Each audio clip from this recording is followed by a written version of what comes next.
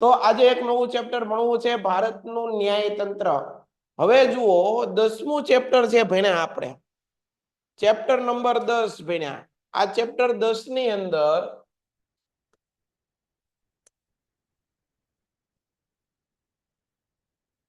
Chapter number 10 જે ભણ્યા આપણે,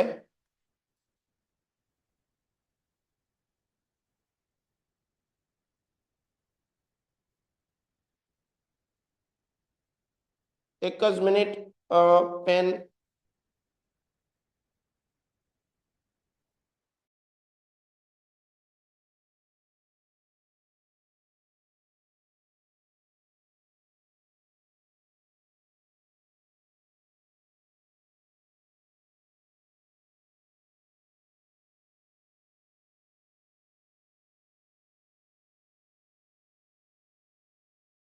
ધ્યાન આપો.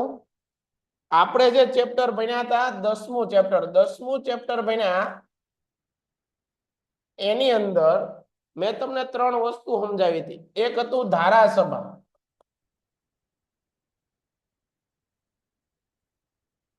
આ ભણાવી દીધું મેં તમને. કારોબારી,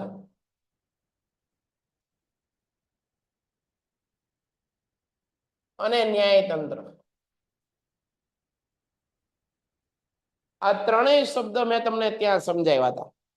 એમાં ધારાસભાનું કામ ધારો ઘડવાનું, કારોબારીનું કામ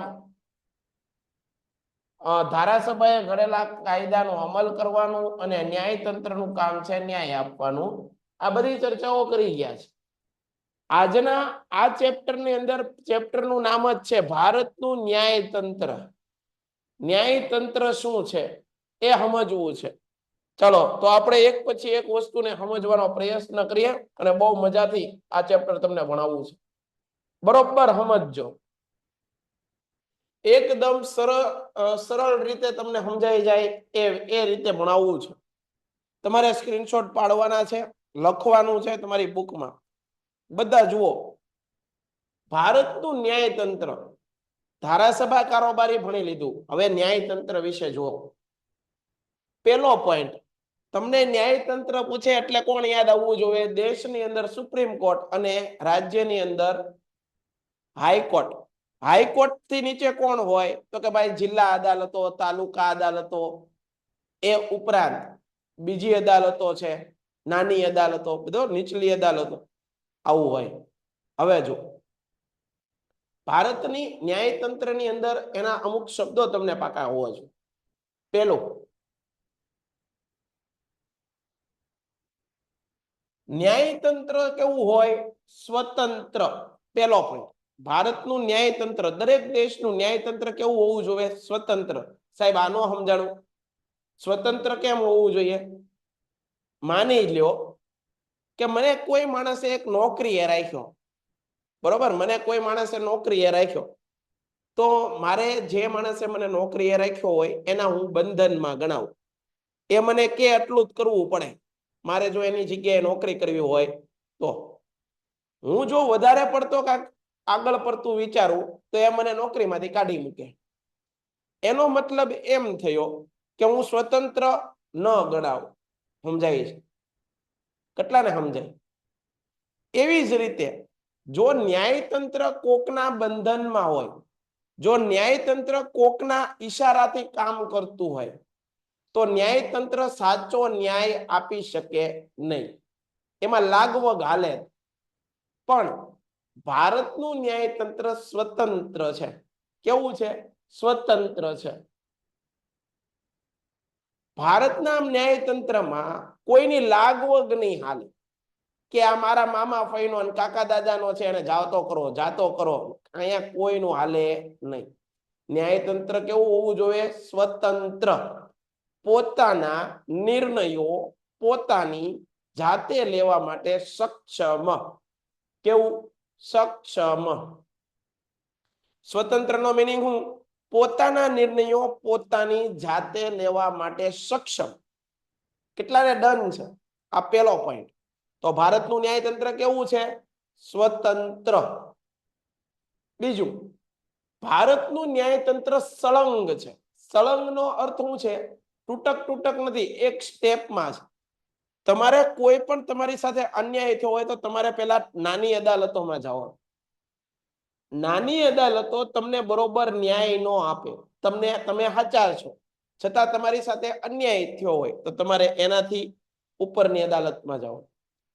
માની લ્યો કે એ પણ ન્યાય ન હરખો આપે તો તમારે હાઈકોર્ટમાં જવાનું, અને એ પણ ન્યાય ન આપે તો દેશની સર્વોચ્ચ અદાલત સુપ્રીમ કોર્ટ પાસે જાઓ. સુપ્રીમ કોર્ટ થી ઉપર કોઈ નથી ન્યાય આપવાની બાબતમાં.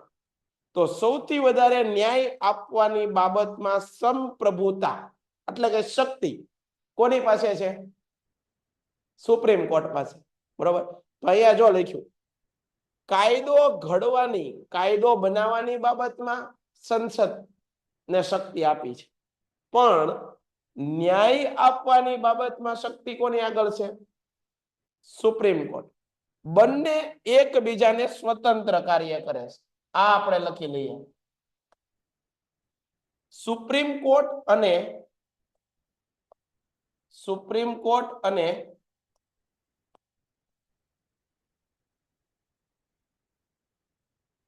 સંસદ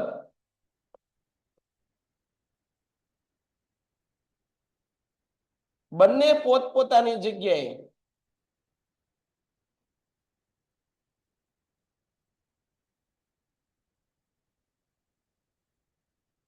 સ્વતંત્ર છે.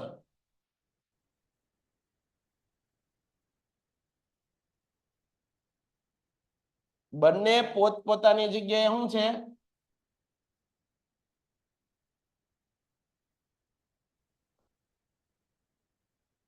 બંને પોતપોતાની જગ્યાએ સ્વતંત્ર છે. કેવા છે? સ્વતંત્ર છે. સમજાય છે? તો પેલું, ભારતનું ન્યાયતંત્ર કેવું હોવું જોઈએ? સ્વતંત્ર. બીજું, ભારતનું ન્યાયતંત્ર કેવું હોવું જોઈએ? સળંગ.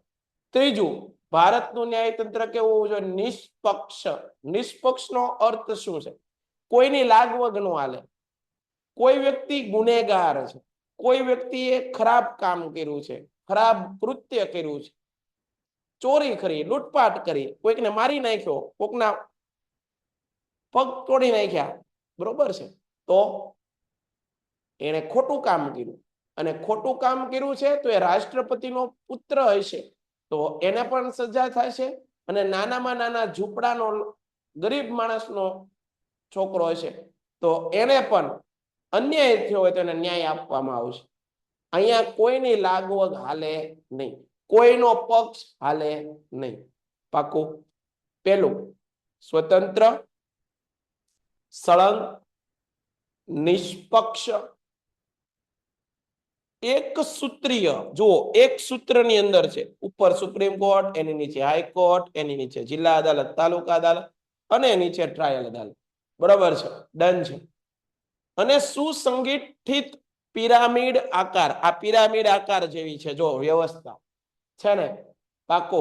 તો આટલી વસ્તુ બધાને સમજાણી. મને ડન છે એમ કરીને લખો એટલે મને ખબર પડે આ તમે બધું સમજી ગયા. આજે મેં પહેલેથી જ તમારી આટલું લખીને રાખ્યું એટલે વધારે સમય ન બગડે ને તમને સમજાઈ જાય. અને તમારે સ્ક્રીનશોટ પાડી લેવાનો, તમારી બુકમાં લખી લેવાનું. બધા લોકો કહે છે ડન છે, કોઈને નથી સમજાણું એવું નથી, બધાને સમજાય. જુઓ,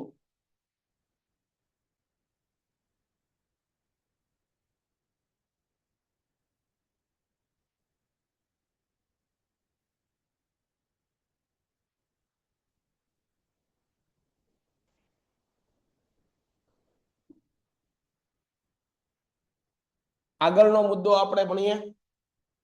આગળનો મુદ્દો આપણે ભણીએ વ્યવસ્થિત. આગળનો મુદ્દો જો, ન્યાયતંત્રનું મહત્વ શું? સાહેબ, ન્યાયતંત્રનું મહત્વ સમજાવો. એક પછી એક ન્યાયતંત્રનું મહત્વ સમજાવવું છે. સાહેબ, ન્યાયતંત્રની જરૂર કેમ પડે? દેશની અંદર ન્યાયતંત્ર ન હોય તો શું થાય? ભાઈ, ન્યાયતંત્ર ન હોય તો ન્યાય કોણ આપશે? બરોબર? કોઈ કે ખોટું કામ કર્યું હોય તો એને સજા કોણ આપશે? બરોબર? ધારાસભા અને કારોબારીનું ન માનતા હોય તો એને મનાવવાનું કામ છે ન્યાયતંત્ર. કોઈ વ્યક્તિ સાથે અન્યાય થતો હોય તો એને ન્યાય આપે. કોઈ વ્યક્તિ ચોરી લૂંટફાટ ગુનો કરે છે તો એને સજા આપે. કોણ આપે? ન્યાયતંત્ર. ક્લિયર છે? આગળ જોઈએ. સરસ મજાનો ટોપિક. ન્યાયતંત્રનું કામ છે ન્યાય આપવાનું. શું છે?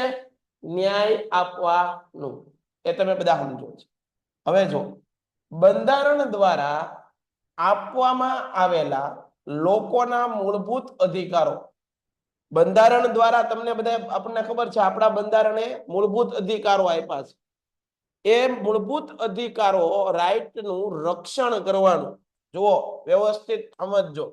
મૂળભૂત અધિકારો છે એનું શું કરવાનું? રક્ષણ કરવાનું કામ કોનું છે?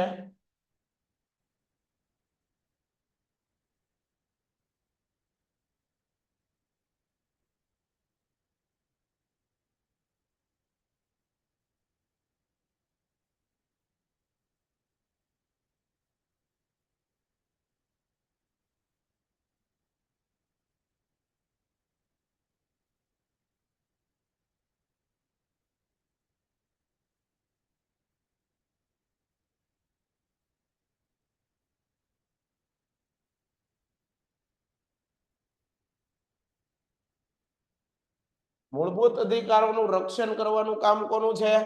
બરોબર યાદ રાખજો. કોનું છે? ન્યાયતંત્રનું. તો ન્યાયતંત્રનું પહેલું કામ ન્યાય આપવાનું, બીજું મૂળભૂત અધિકારોનું રક્ષણ કરવાનું. બરોબર છે? ત્યારબાદ આ માટે કોઈ પણ નાગરિક સુપ્રીમ કોર્ટમાં ન્યાય માંગી શકે. હું સમજાવું જુઓ. આપણા બંધારણે દરેક નાગરિકને મૂળભૂત અધિકારો આપ્યા છે. હવે જો તમને એમ લાગે કે મને મૂળભૂત અધિકારોનો ભંગ થાય છે, મને પૂરા મારા મૂળભૂત અધિકારો નથી મળતા, તો તમારે નીચલી અદાલતમાં જવાની જરૂર નથી, મોટી અદાલતમાં જવાનું નથી. ડાયરેક્ટ સુપ્રીમ કોર્ટના દરવાજે જશો તો પણ તમને એનો જવાબ મળશે. કારણ કે બંધારણમાં એવું કહેવામાં આવ્યું છે કે જ્યારે તમારા મૂળભૂત અધિકારોનો ભંગ થતો હોય તો તમે સીધે સીધા સુપ્રીમ કોર્ટ આગળ જઈ શકો. સુપ્રીમ કોર્ટને ફરિયાદ કરી શકો કે અમને અમારા મૂળભૂત હકો મળતા નથી, અમને ફરીવાર પાછા આપો. આ માટે સુપ્રીમ કોર્ટના અધિકારી છે એ એક આદેશ બહાર પડે, એ આદેશને કહેવાય છે રીટ. શું કહેવાય? આદેશને શું કહેવાય? રીટ કહેવાય. આ આદેશને શું કહેવામાં આવે છે? રીટ.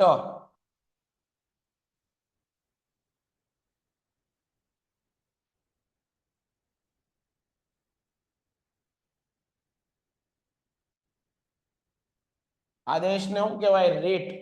આ રીટ બહાર પાડે છે, કાયદાની ભાષામાં એને રીટ. તો 2-3 પોઈન્ટ ભણ્યા. સુપ્રીમ કોર્ટનું કામ, આપણા ન્યાયતંત્રનું કામ હોય છે ન્યાય આપવાનું. બીજું, બંધારણ દ્વારા જે આપણને મૂળભૂત અધિકારો આપ્યા છે એનું રક્ષણ કરવાનું કામ કોનું છે? સુપ્રીમ ન્યાયતંત્રનું. ઉપરાંત જો કોઈ વ્યક્તિ અથવા જો કોઈ નાગરિકના મૂળભૂત અધિકારોમાં ભંગ થતો હોય તો એ વ્યક્તિ સીધે સીધો સુપ્રીમ કોર્ટના અધિકારીને સંપર્ક કરે અને સુપ્રીમ કોર્ટનો અધિકારી આ માટે એક હુકમ બહાર પાડે, તેને કાયદાની ભાષામાં રીટ કહેવાય. પછી ત્યારબાદ આગળ બંધારણમાં કોઈ કાયદા કે કોઈ કલમમાં સુધારો વધારો કરવો હોય. આપણું બંધારણ છે એ બહુ મોટું છે, ઘણો બધો સમયથી તૈયાર થયું. 2 વર્ષ 11 મહિના ને 18 દિવસ તૈયાર કરવામાં 64 લાખનો ખર્ચો થયો. 60 જેટલા બંધારણોને વાંચ્યા બાદ ભારતનું બંધારણ બન્યું. ઘણું બધું મોટું બંધારણ છે. તો આ બંધારણમાં કોઈક નવો કલમ હોય તો એ કલમમાં સુધારો વધારો કરવો હોય, કાયદામાં સુધારો વધારો કરવો હોય, ન્યાયિક બાબતમાં સુધારો વધારો કરવો હોય તો એ કામ છે ન્યાયતંત્રનું. બરોબર છે? આગળ ધારાસભા અને કારોબારી પોતાનું કામ બંધારણીય રીતે અથવા કાયદા રીતે કરે તો તેની દેખરેખ રાખવાનું કામ કોનું છે? ન્યાયતંત્ર. એકવાર સમજાવું. ધારાસભા અને કારોબારી પોતાનું કાર્ય બરોબર કરે એ ધ્યાન રાખવાનું કામ પણ ન્યાયતંત્રનું છે. બરોબર? આગળ ન્યાયતંત્ર કેન્દ્ર અને રાજ્ય વચ્ચેના કાર્ય વિભાજન એટલે કોને કેટલું કામ કરવાનું? કેન્દ્ર સરકારને કેટલું કામ કરવાનું? રાજ્ય સરકારને કેટલું કામ કરવાનું? કેન્દ્ર સરકારને કેટલું કામ કરવાનું? રાજ્ય સરકારને કેટલું કામ કરવાનું એ નક્કી કોણ કરે? ન્યાયતંત્ર. આગળ રાજ્ય વચ્ચે કઈક વાંધા પીડ્યા હોય, બે રાજ્યો વચ્ચે કઈક ખટપટ થઈ હોય, અસંગતતા વિસંગતતા થાય, એને દૂર કરવાનું કામ. કાયદામાં બંધારણમાં કોઈ ક્ષતિ કોઈ ત્રુટિ રહી ગઈ હોય તેને સુધારવાનું કામ પણ ન્યાયતંત્રનું છે. ફરીવાર બધા મિત્રોને બધા વિદ્યાર્થી મિત્રો એકવાર મને કહી ગયો બરોબર સમજાઈ ગયું?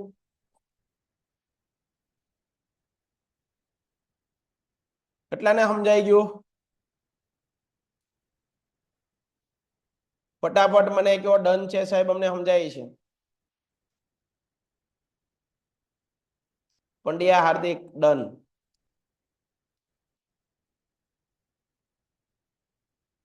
Okay done. Ajay done. Lakshita done.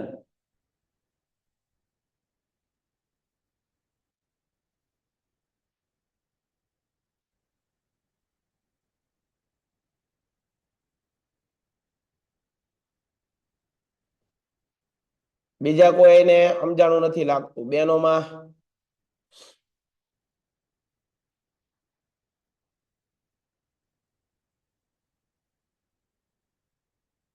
તો આ વાત કરી આપણે ન્યાયતંત્રનું મહત્વ શું, ભારતનું ન્યાયતંત્ર છે તો ન્યાયતંત્રનું શું મહત્વ છે.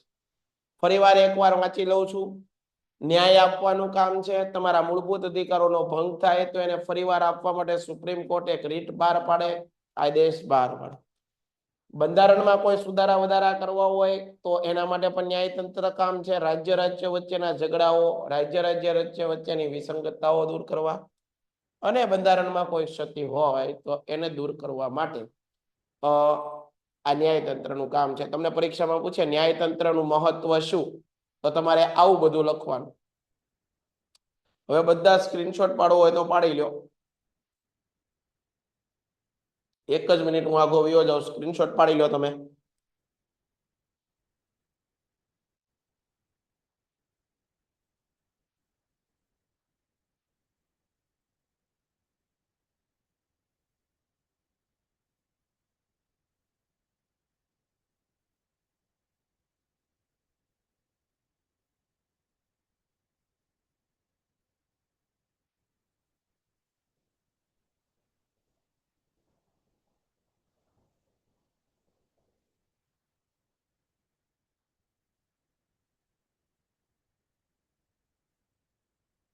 ઓકે, બધાએ સ્ક્રીનશોટ પાડી લીધો હોય છે. આગળ જોઈએ.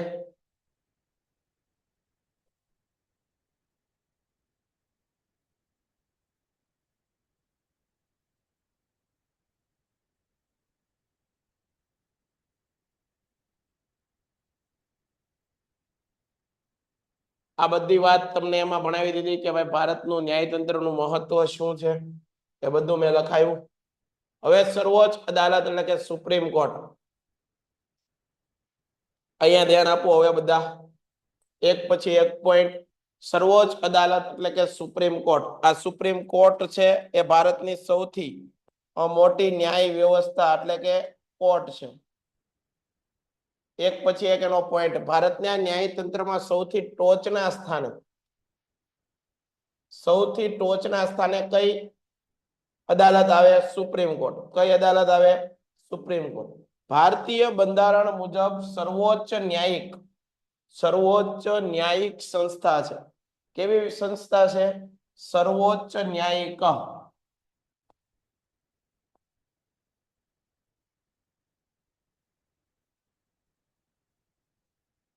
સર્વોચ્ચ ન્યાયિક સંસ્થા છે.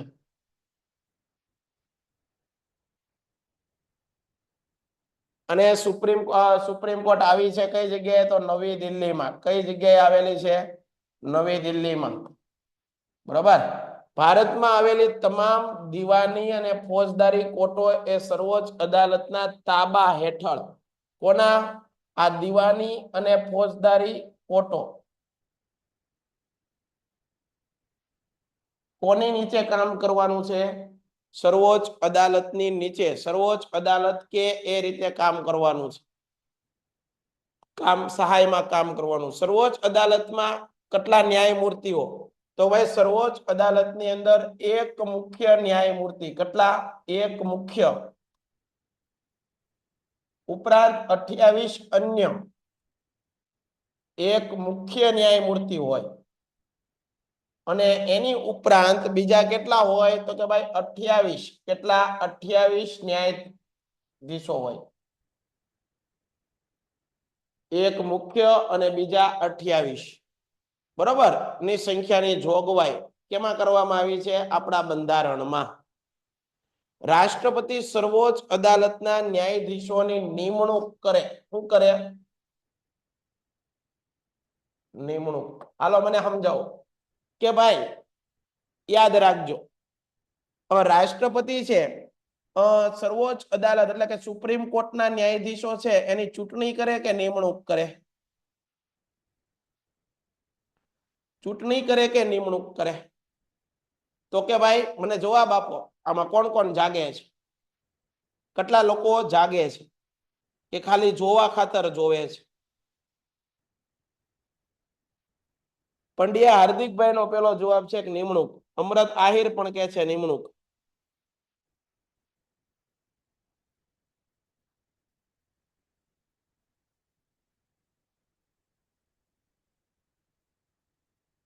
બરોબર. નિમણૂક નો અર્થ શું કે રાષ્ટ્રપતિ સુપ્રીમ કોર્ટના જજને નિમણૂક કરે. હવે દાખલા તરીકે મેં વર્ગખંડ ક્લાસરૂમમાં 10 વિદ્યાર્થીઓ બેઠા હોય તો એની અંદર મેં 10 વિદ્યાર્થીઓ બરોબર ભણે છે, વાંચે છે, લખે છે, એવું હું એક વિદ્યાર્થીને કહું કે ભાઈ તું ધ્યાન રાખજે આ 10 ની, તો મેં એની શું કરી કહેવાય? નિમણૂક કરી કહેવાય.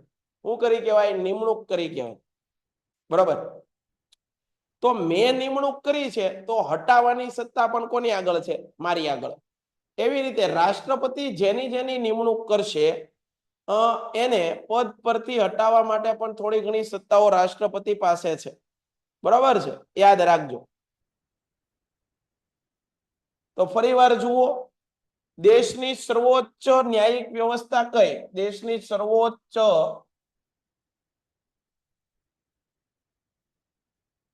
ન્યાયિક સંસ્થા કઈ? તો કે ભાઈ સુપ્રીમ કોર્ટ. સર્વોચ્ચ ન્યાયિક સંસ્થા સૌથી મોટી કોર્ટ સુપ્રીમ કોર્ટ ક્યાં આવેલી છે? દિલ્હીમાં. આનું કામ શું? તો કે ભાઈ જે કાંઈ પણ જિલ્લા અદાલત હોય કે સુપ્રીમ કોર્ટની નીચે જેટલી દીવાની, ફોજદારી અને વહીવટી જે કાંઈ પણ અદાલતો હોય એ બધાયનું દેખરેખ રાખવાનું. એ બધાએ એના નીચે કામ કરવાનું. શું કરવાનું? એના નીચે કામ કરવાનું. ઉપર કોણ? Supreme court. એના નીચે વડી અદાલત, હાઈકોર્ટ, જિલ્લા અદાલત, તાલુકા, સેશન. તો આ બધાએ કોના નીચે કામ કરવાનું છે? સુપ્રીમ કોર્ટ નીચે. સુપ્રીમ કોર્ટના આદેશ મુજબ કામ કરવાનું છે. પાકું? પાકું? ઓકે. આ સુપ્રીમ કોર્ટની ન્યાયાધીશની ટીમ કેવી હોય? તો એક ન્યાયાધીશ હોય, એક મુખ્ય ન્યાયાધીશ હોય અને એની હારે બીજા કેટલા હોય? 28. કેટલા? 28. એક મુખ્ય, એની હારે 28. સાહેબ આ બધાની નિમણૂક કરે કે ચૂંટણી? એની નિમણૂક કરે. કોણ કરે? રાષ્ટ્રપતિ. કોણ કરે? રાષ્ટ્રપતિ. કોણ કરે? રાષ્ટ્રપતિ. ફરીવાર, સુપ્રીમ કોર્ટના ન્યાયાધીશ કેટલા? સુપ્રીમ કોર્ટના ન્યાયાધીશની ટીમ કેવી? એક મુખ્ય ન્યાયમૂર્તિ, એની સાથે 28 એની મદદ કરવામાં. એક મુખ્ય, બીજા 28. એક મુખ્ય, બીજા 28. એની નિમણૂક કરે કે ચૂંટણી? નિમણૂક. કોણ કરે? રાષ્ટ્રપતિ. પાકો? આગળ. સર્વોચ્ચ અદાલતના ન્યાયાધીશોની સંખ્યામાં સંસદ ફેરફાર કરી શકે. હવે જુઓ, હવે દાખલા તરીકે સાહેબ સુપ્રીમ કોર્ટ પાસે ઘણું બધું કામ આવ્યું છે. સુપ્રીમ કોર્ટ પાસે ઘણું બધું કામ આવ્યું છે. ઓવરલોડિંગ થાય છે. આ 29 જણાથી કામ થતું નથી. સમજાય છે? એક મુખ્ય અને બીજા 28 એટલે કેટલા થયા? 29 જણા. આટલા લોકોથી કામ પૂરું નથી થતું, આટલા બધા કેસ આવી ગયા. તો સાહેબ એમાં વધારો કરવાની સત્તા કોની આગળ? કે ભાઈ હજી 2-3 ન્યાયાધીશો વધારી દે, એની સત્તા કોની આગળ? તો એની સત્તા છે સંસદ આગળ. કોની આગળ?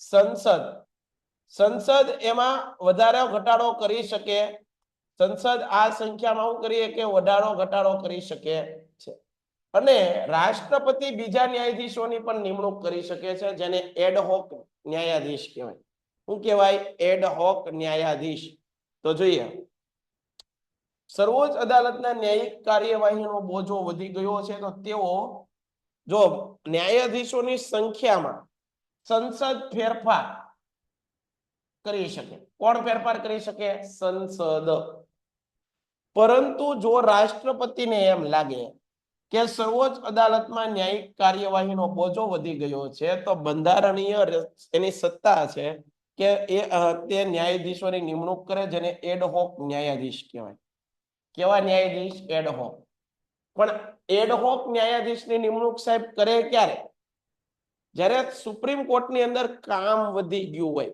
શું વધી ગયું હોય કામ વધી ગયું હોય આપણા ઘરે કોઈ કામ કલર કામ કરવા માટે કે કોઈ કામ માટે એક દાડીઓ ન પોસાતો હોય તો આપણે બે દાડિયા વધારે રાખીએ કે ભાઈ દિવાળી નજીક આવે છે ઝડપથી કામ તૈયાર કરી રાખો બે દાડિયા વધારે રાખજો પણ કામ ફટાફટ કરી નાખો એવી રીતે સુપ્રીમ કોર્ટ આગળ જો વધારે કેસ હોય તો રાષ્ટ્રપતિ આગળ એવી સત્તા છે રાષ્ટ્રપતિ પાસે એવી બંધારણીય સત્તા છે કે જે શું કરી શકે રાષ્ટ્રપતિ પાસે એવી સત્તા છે કે તે બીજા ન્યાયાધીશોની નિમણૂક કરી શકે પણ સુપ્રીમ કોર્ટના જજોની સંખ્યા વધારો ઘટાડો કરવાની સત્તા પાછી કોની છે સંસદની પાકું આગળ સર્વોચ્ચ અદાલતના વરિષ્ઠ ન્યાયાધીશોની નિમણૂક શ્રેયાંતા સિનિયોરિટીના ધોરણે થાય સાહેબ આ હું સિનિયોરિટી એટલે શું વધારે ઉંમરવાળા વધારે અનુભવવાળા એના આધારે ન્યાયાધીશની નિમણૂક થાય છે કેના આધારે સિનિયોરિટી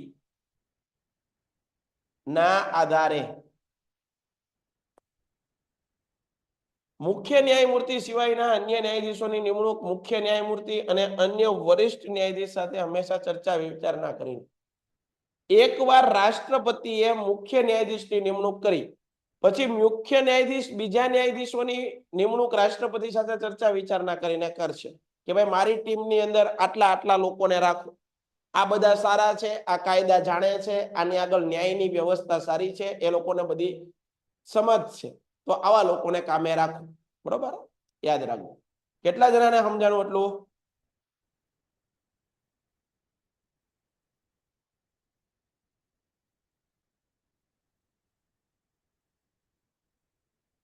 તમને સમજાય તો છે ને ભાઈ કેટલાને આ વસ્તુ બધી સમજાય છે જો દેશના ન્યાયતંત્રમાં સૌથી મોટી કોર્ટ કઈ તો કે ભાઈ સુપ્રીમ કોર્ટ એ છે દેશની મોટામાં મોટી ન્યાયિક સંસ્થા છે સુપ્રીમ કોર્ટ થી ઉપર કોઈ છે નહીં દેશમાં કાયદો ઘડવાની એલા ન્યાય આપવાની બાબતમાં સંપ્રભુતા કોની આગળ છે સુપ્રીમ કોર્ટ ક્યાં આવેલી હોય દિલ્હીમાં એનું કામ શું તો એની નીચે આવેલી બધી અદાલતોની દેખરેખ રાખવાનું અને એના તાબા હેઠળ રાખે એના ઈશારે કામ થાય બીજું સુપ્રીમ કોર્ટમાં કોણ કોણ હોય છે તો કે ભાઈ એક મુખ્ય ન્યાયાધીશ અને બીજા 28 સાહેબ આ બીજા 28 અને એક મુખ્ય ન્યાયાધીશની નિમણૂક થાય કે એની ચૂંટણી કરવામાં આવે તો ચૂંટણી ન થાય નિમણૂક થાય સાહેબ હાલો માની લ્યો કે આ ન્યાયાધીશોની સંખ્યા વધારવી ઘટાડવી હોય તો એ કોણ કરી શકે તો કે ભાઈ એ કરીએ કે સંસદ જો સુપ્રીમ કોર્ટમાં વધારે કામ હોય કાર્યવાહી વધી ગઈ હોય બોજો વધી ગયો હોય તો રાષ્ટ્રપતિને એવી સત્તા છે કે તે અમુક ન્યાયાધીશોની નિમણૂક કરી શકે જેને એડહોક ન્યાયાધીશ કહેવાય બરોબર એક મુખ્યની સાથે કેટલા હોય 28 અન્ય ન્યાયાધીશ કેટલા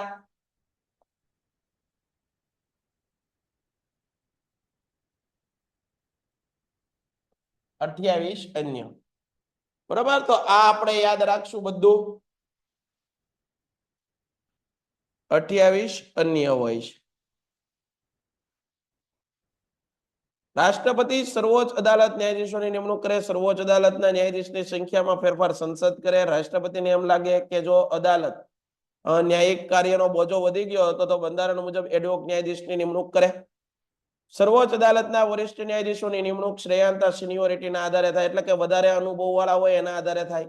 બીજું, એકવાર મુખ્ય ન્યાયાધીશની નિમણૂક થઈ જાય પછી મુખ્ય ન્યાયાધીશ અને રાષ્ટ્રપતિ વાત વિવાદ કરી, જો અહીંયા લખ્યું, ચર્ચા વિચારણા કરી અને શું કરે, ચર્ચા વિચારણા કરી અને શું કરે, બીજા ન્યાયાધીશોની નિમણૂક કરે.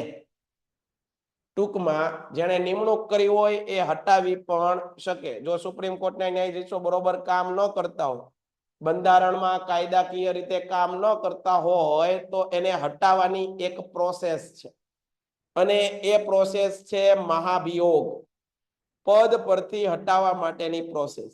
હવે તમે યાદ રાખો, આપણા દેશની અંદર બે કોર્ટ હોય, એક હોય દીવાની અને ફોજદારી. દાખલા તરીકે જમીનને લગતા કોઈ કાયદા હોય, પૈસા લેવડ દેવડના કાયદા કેસ હોય, તો એ બધા દીવાની અદાલતની અંદર આવે. ચોરી, લૂંટફાટ, મારપીટ, કોકનું મર્ડર કરી નાખ્યું હોય તો એ બધા કેસ ફોજદારીની અંદર આવે. તો એ આપણે યાદ રાખી લેવાનું. તો આજે આપણે આટલું રાખવું છે. કાલે ફરીવાર પાછા મળશું અને આપણું ધીમે ધીમે ગાડી હાંકશું. તમે જેટલું કરાવું એટલું તમારે કરવાનું છે. બધા મને કહી ગયો જય હિન્દ, એટલે કાલે આપણે પાછા ફરીવાર મળીએ. ફટાફટ જય હિન્દ મને એક જોવે છે, એટલે આપણે આજનો લેક્ચર અહીંયા પૂરો કરીએ છીએ. જય હિન્દ. ઓકે.